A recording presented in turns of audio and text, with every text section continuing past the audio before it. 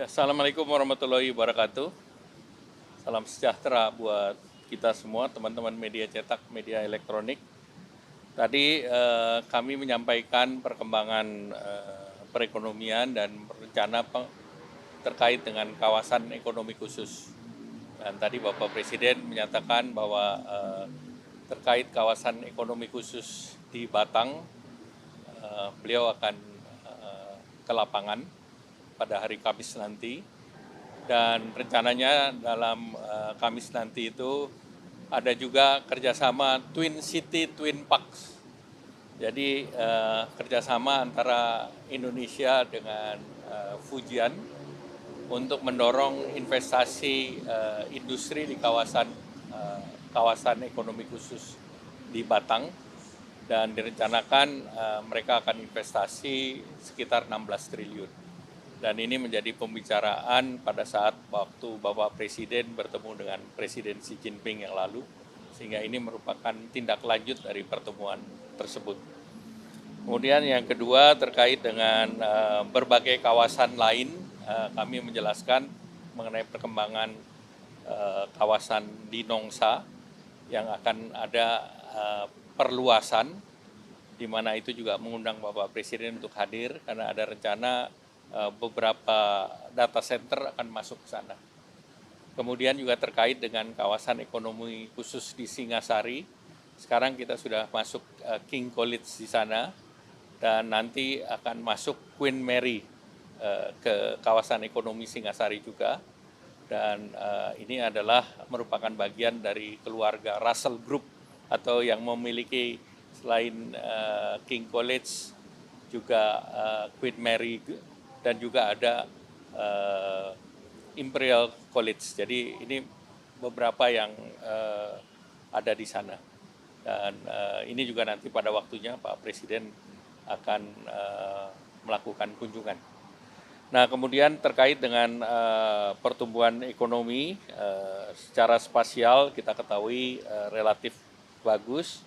Kemudian inflasi kita ketahui juga sampai Februari inflasi masih rendah, di mana core inflation-nya masih positif, dan juga core inflation-nya masih 2,48%.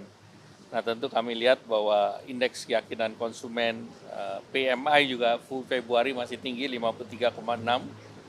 Kemudian juga relatif pertumbuhan kredit di Januari masih 10,3, dan pihak ketiga 5%. Di akhir Februari cadangan devisa relatif masih tinggi. Nah, kemudian kami juga bahas sektor-sektor yang masih tumbuh, baik itu mulai dari makan minum maupun logam dasar yang relatif juga tinggi. Sektor tekstil pakaian jadi juga masih positif. Kemudian juga terkait dengan mesin perlengkapan. Dan juga kami laporkan terkait dengan neraca ekspor yang tumbuh positif, dan di bulan Februari tertinggi 14 miliar kita punya ekspor, dan secara neraca perdagangan surplus sampai Februari 6,61. Jadi dari berbagai kondisi tersebut kami laporkan bahwa perekonomian Indonesia secara fundamental masih baik. Kita bisa melihat GDP growth kita dibandingkan Malaysia, Chile itu relatif masih tinggi.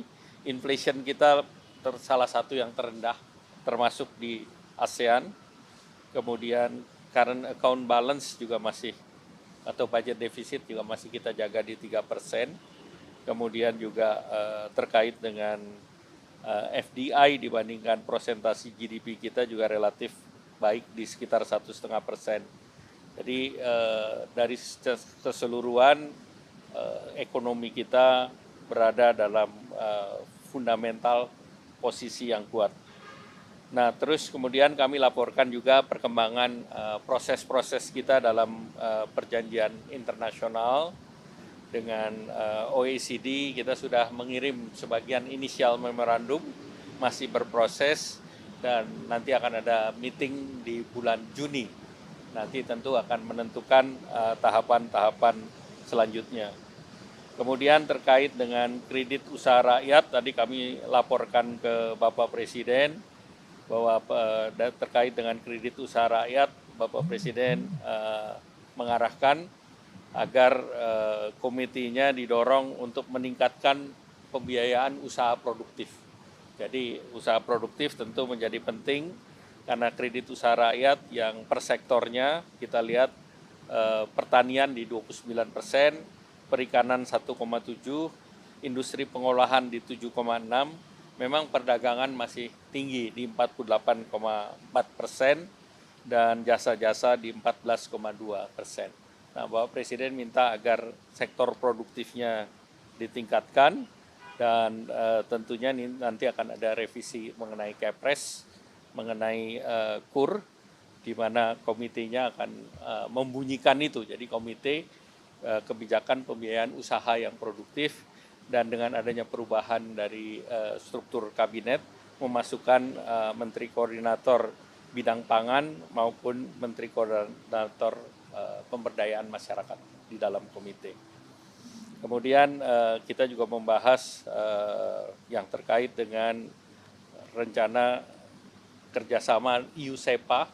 EU-SEPA tinggal 2 isu, tadi saya laporkan, yang terkait dengan bea ekspor dan perizinan impor. Dua-dua kami sudah laporkan ke Pak Presiden. Kemudian juga akan ada sidang komite bersama antara Indonesia dan Rusia tanggal 14 sampai dengan 15 April. Nah, ini kita berharap bahwa pada saat itu kita bisa mengkonkludkan Eurasia Economic Union FTA. Eurasia Economic Union itu mencakup Uni Soviet, bekas 5 negara bekas Uni Soviet, yaitu Rusia, Armenia, Belarus, Kazakhstan, dan Kyrgyzstan.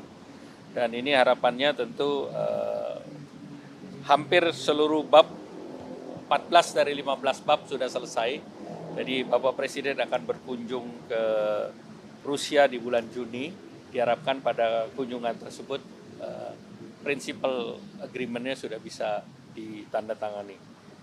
Kemudian kami juga sampaikan terkait dengan CPTPP, yaitu Trans-Pacific Partnership. Ini 12 negara, yaitu Australia, Brunei, Kanada, Chili, Jepang, Malaysia, Meksiko, Peru, Selandia Baru, Singapura, Vietnam, dan Inggris. Inggris baru masuk di bulan Desember. Dengan kita memproses diaksesi CPTPP, diharapkan kita membuka pasar Meksiko, Kanada, Peru, dan United Kingdom. Nah, ini tentu akan membuka peluang pasar ekspor, di mana tentu terjadi penurunan tarif langsung pada saat kita masuk dalam CPP, dan standar CPP ini tidak menerapkan standar trade-related aspect of intellectual property right. Jadi ini yang salah satu yang cukup baik dengan perjanjian CPTPP. Demikian yang tadi kami laporkan Pak Presiden. Ya.